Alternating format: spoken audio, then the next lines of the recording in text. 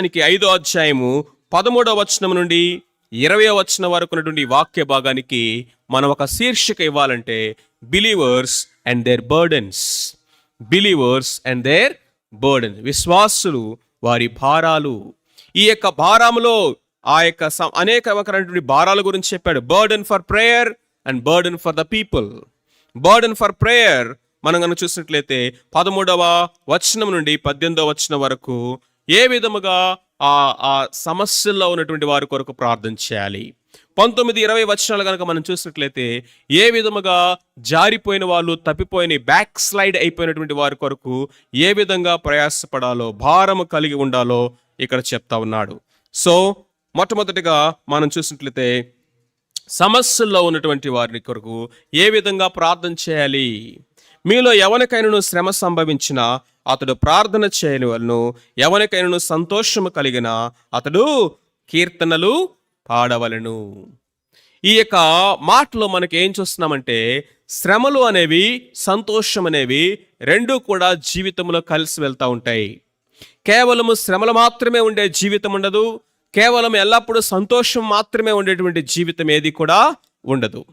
జీవితం అన్నాక అది విశ్వాస అయినా అవిశ్వాస అయినా సరే, ఈ లోకములో మనం జీవించినంత కాలము, ఈ శరీరములో మనం ఉన్నంత కాలము కూడా శ్రమలు అనేవి, సంతోషం అనేవి కలిసే వెళ్తూ ఉంటాయి. ఆత్మీయ జీవిత పరిపక్వత యొక్క ఒక గుర్తు ఏంటో తెలుసా? శ్రమలలో కూడా ఆ వ్యక్తి సంతోషిస్తాడట, శ్రమలలో కూడా ఆనందిస్తాడు. అందుకనే భక్తుడైన పౌలు అంటున్నాడు, ఆనందించుడి, మరలా చెప్పుదును ఆనందించండి. ప్రభువునందు ఆనందించుట, rejoicing in the Lord is a continuous, ever never ceasing experience in a believer's life. ఒక విశ్వాస యొక్క జీవితంలో ఏ పరిస్థితి కూడా, ఏ విధమైనటువంటి అననుకూలత, శ్రమ అయినా సరే దేవుడిచ్చినటువంటి ఆ యొక్క సంతోషాన్ని తీసివేయలేదు. భౌతికంగా శ్రమ ఉండొచ్చు, బయట చుట్టుపక్కల ఉన్న పరిస్థితులను బట్టి ఒక రకమైనటువంటి శ్రమ ఉండొచ్చేమో, కానీ ఆత్మలో ఆనందం అనేది, పరిశుద్ధాత్మ దేవుడు లోపల నుంచి తీసుకొచ్చినటువంటి ఆ యొక్క సంతోషం అనేది ఒక విశ్వాస యొక్క నిరీక్షణకు అది ప్రతీకగా కనిపిస్తూ ఉంది. కాబట్టి ప్రియులారా, ఇక్కడ ఏం చెప్తా ఉన్నాడంటే ఎవరికైనా శ్రమ సంభవించిన, సఫరింగ్ అన్న మాటకి ఇంగ్లీష్లో అఫ్లిక్షన్ అని రాస్తుంది. అఫ్లిక్షన్ అంటే అర్థం ఏంటంటే బయట నుంచి, లేకపోతే ఒక రకమైనటువంటి హింస కావచ్చు, పర్సిక్యూషన్, లేకపోతే సమాజంలో చుట్టూ ఉన్నటువంటి పరిస్థితులను బట్టి వచ్చినటువంటి సఫరింగ్ కావచ్చు, శ్రమ. శ్రమ వచ్చినప్పుడు ఏం చేయాలట? ప్రార్థన చేయాలి అంటున్నాడు. ఎందుకో తెలుసా? ప్రార్థన అనేది సంఘానికి, కార్పొరేట్గా, ప్రతి విశ్వాసికి వ్యక్తిగతంగా దేవుడు అనుగ్రహించినటువంటి ఒక గొప్ప రిసోర్స్ అన్నమాట. The greatest resource the church is having on the earth is prayer, because the greatest power is prayer. ఈ భూమి మీద అతి బలీయమైనటువంటి శక్తి ఏంటంటే యుఎస్ఏ కాదు, రష్యా కాదు, లేకపోతే ఇంకా పెద్ద పెద్ద పవర్ఫుల్ కంట్రీస్ కాదు. The powerful person and the greatest power ఈ యొక్క భూమి మీద ఎవరై అంటే దేవుని యొక్క నామముని ఎరిగినటువంటి విశ్వాసట. అందుకే ఒక దైవజనుడు ఏమని రాశాడు తెలుసా? బలహీనమైనటువంటి ఒక క్రైస్తవుడు మోకరిస్తేనట బలవంతుడైన సాతానుడు భయంతో పారిపోతాడంట. బలహీనుడైనటువంటి క్రైస్తవుడు మోకరిస్తేనట బలవంతుడైనటువంటి సాతానుడు భయముతో పారిపోతాడట. ఎందుకో తెలుసా? ప్రార్థన అనేది మనల్ని దేవుని శక్తి సామర్థ్యాలన్నిటిని మీద ఆధారపడేటట్లుగా చేస్తుంది. ప్రార్థన అనేది దేవుడు మనకిచ్చినటువంటి greatest resource, and it is a greatest privilege for every believer. ఇంగ్లీష్లో ఒక పాట ఉంటుంది, what needless pain we bear. Many times మనం ఏం చేస్తామో తెలుసా? అనవసరమైన భారాలన్నీ మనం మోస్తూ ఉంటామట, అనవసరమైన చింతలన్నీ మనం చింతిస్తూ ఉంటామట, అనవసరమైనటువంటి దుఃఖమంతా దుఃఖిస్తూ ఉంటామట. ఎందుకో తెలుసా? ఎందుకంటే because we don't carry all these things in the prayer. ప్రార్థనలోకి దాన్ని తీసుకెళ్ళకపోవడాన్ని బట్టే. What a friend we have in Jesus, all our sins and griefs to bear. ఎంత గొప్ప స్నేహితుడిగా యేసయ్య మనకున్నాడు. ఆయన మన ప్రతి సమస్యను, ప్రతి దుఃఖాన్ని ఆయన తీసివేసేవాడుగా ఉన్నాడు. కాబట్టి take it to the Lord in prayer. ప్రతి విషయాన్ని కూడా ప్రార్థనలో ప్రభు దగ్గరికి తీసుకుని వెళ్ళు. ధైర్యముగా ఆ కృపాసనం దగ్గరికి వెళ్ళడానికి మనకు ప్రవేశం ఉన్నది. ధైర్యంగా వెళ్ళు, ప్రభుతో చెప్పుకో, ప్రభుతో మాట్లాడు. ఆయన సర్వశక్తి కలిగినటువంటి వాడు. ప్రతి సమస్యకు పరిష్కారం ఆయన దగ్గర ఉన్నది. ఆయన ఉన్నాడు గనుక మనం ఎందుకు చింతించాలి? ఇంకొక కోరస్ ఉంటుంది ఇంగ్లీష్లో, why worry when you can pray. Why worry when you can pray. ప్రార్థన చేయగలిగినటువంటి అవకాశం నీకున్నప్పుడు ఎందుకు నువ్వు చింతించాలి? ప్రార్థన వినే ప్రభువు నీకున్నప్పుడు ఎందుకు నువ్వు దుఃఖించాలి? Why worry when you can pray. Take it to the Lord in prayer. ప్రార్థనలో ప్రభు దగ్గరికి తీసుకుని వెళ్ళాలి. ఆదిమ సంఘానికి ఎంతో భయంకరమైన హింస వచ్చింది. అపోస్తల కార్యాలు మనం చూసినట్లయితే సంఘము భయంకరంగా హింసించబడింది. అయినా కానీ సంఘం యొక్క విస్తరణ, సంఘం యొక్క అభివృద్ధి ఆగలేదు. వైల్డ్ ఫైర్ లాగా ఎంత ఆర్పడానికి వాళ్ళు ట్రై చేస్తూ ఉంటే అంత ఎక్కువగా అది స్ప్రెడ్ అవుతుంది. లాస్ ఏంజలీస్లో, కాలిఫోర్నియా వైల్డ్ ఫైర్, అవునా కాదా? దాన్ని వైల్డ్ ఫైర్ అంటారు. It spreads like anything unquenchable. శ్రమ అనేటువంటి ఏ యొక్క ఇసుక కానీ, ఏ వాటర్ కానీ, ఏ విధమైనటువంటి ఫైర్ ఎస్టింగ్విషింగ్ కూడా ఏది కూడా ఆపలేనంతగా ఆదిమ సంఘము విస్తరించింది. దానికి కారణం ఏంటో తెలుసా? Prayer. Prayer was the only resource they had. Prayer was the only response they have. ప్రార్థనే వాళ్ళకున్న వనరు. ప్రతి పరిస్థితి, అది డేంజర్ అయినా, డెత్ అయినా, డిసీజ్ అయినా, మరణాలు వచ్చినాయి, ప్రార్థన చేశారు. డేంజరస్ కండిషన్స్ వచ్చినాయి, ప్రార్థన చేశారు. రోగాలు, శ్రమలు వచ్చినాయి, ప్రార్థన చేశారు. Prayer was their initial response. Prayer was the only resource they have. That's why they spread like anything. ప్రియమైనటువంటి వారులారా, శ్రమలు అనేవి సంఘానికి కానీ విశ్వాసికి కానీ క్రొత్తదేమీ కాదు. ఈ లోకములో అననుకూల పరిస్థితులు అనేవి ఒక విశ్వాసికి, ఒక సంఘానికి అవి వింత కాదు. 2000 సంవత్సరాల నుండి వస్తా ఉన్నవి, అనుభవిస్తానే ఉన్నారు. మీ ముందు ఉన్నటువంటి పితరులు, మీ ముందు ఉన్నటువంటి ప్రవక్తలు కూడా ఈ విధమైన శ్రమానుభవం గుండానే వాళ్ళు వెళ్ళారు. కాబట్టి మనం ఏం చేయాలి అంటే, వాళ్ళు ఏం చేస్తారు అది చేయాలి. ఏం చేస్తారట? ప్రార్థన. భక్తుని యాకోబు అంటున్నాడు, ప్రార్థన చేయమంటున్నాడు. ఎందుకు అయ్యా అంటే, మొట్టమొదటి కారణము ఆయన మనవలే శ్రమానుభవము కలిగిన వాడు. హెబ్రీ 4:16 ఏమంటున్నాడు? మన ప్రధాన యాజకుడు మనతో శ్రమానుభవము లేనివాడు కాదు. ఆయన మనవలే అన్ని విషయంలో శోధించబడినను పాపము లేనివాడుగా ఉన్నాడు. కాబట్టి మనము కూడా కనికరించబడి కృప పొందినట్లు ధైర్యముతో ఆ కృపాసనం దగ్గరికి వెళ్దామంటున్నాడు. ఆయన శ్రమ పొందినవాడు.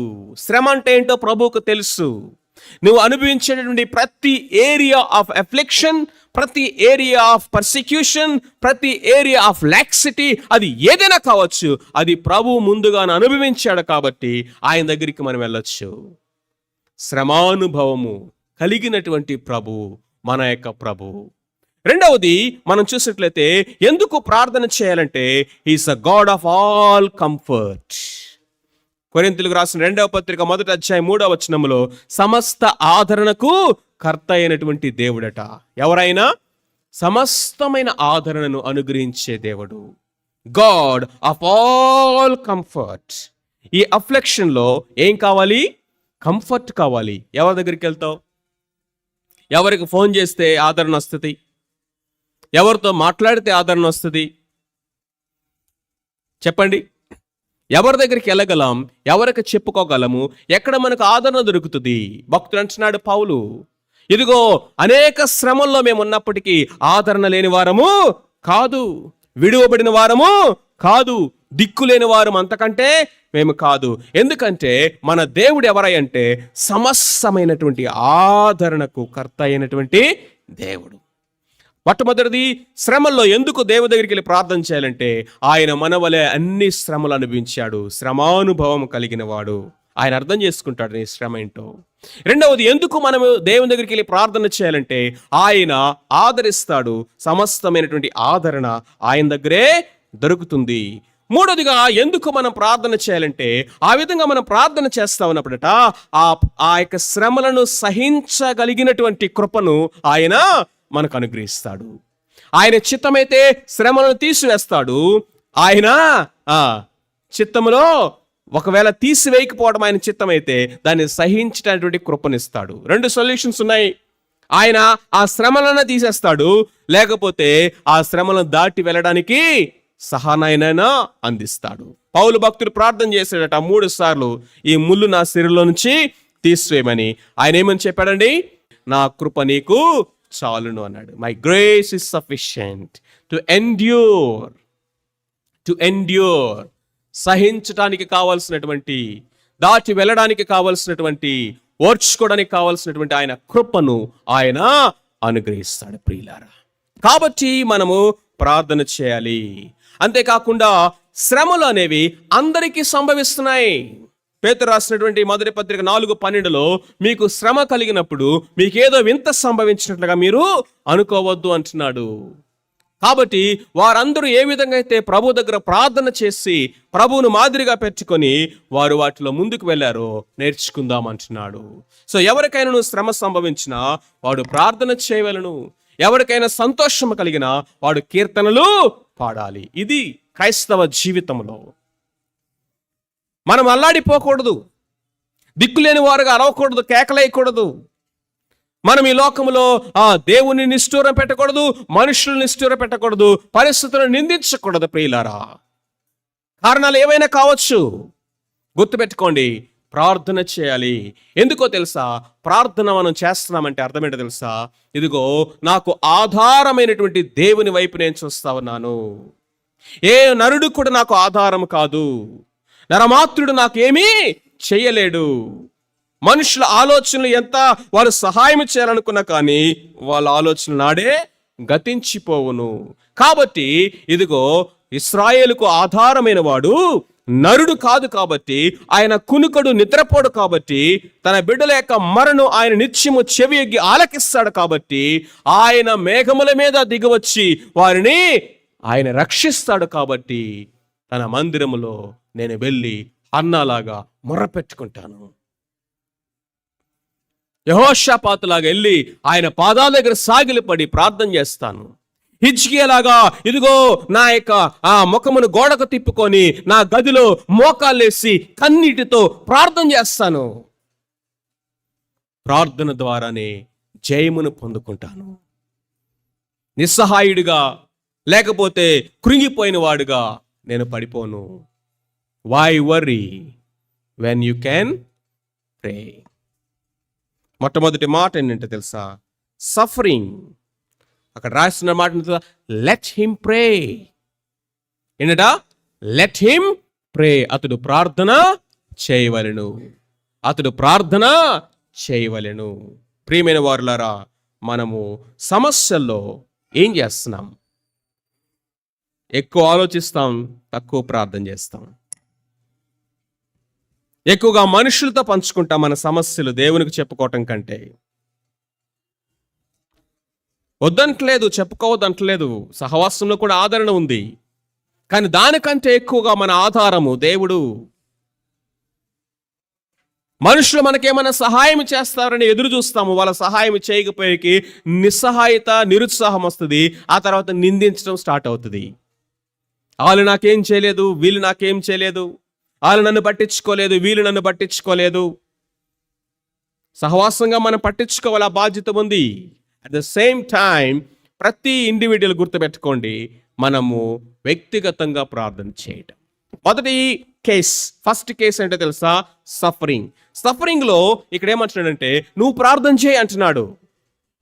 అందరి దగ్గరికి వెళ్ళి ప్రార్థన చేసుకో అని చెప్పట్లా. నువ్వు ప్రార్థన చేయి, కుటుంబంతో కలిసి ప్రార్థన చేయి, మోకాలేసి ప్రార్థన చేయి. హిజ్కియాలాగా చేస్తావో, హన్నాలాగా ప్రార్థన చేస్తావో, యెహోషాపాతులాగా ప్రార్థన చేస్తావో, నువ్వు ప్రార్థన చేయి. లెట్ హిమ్ ప్రే.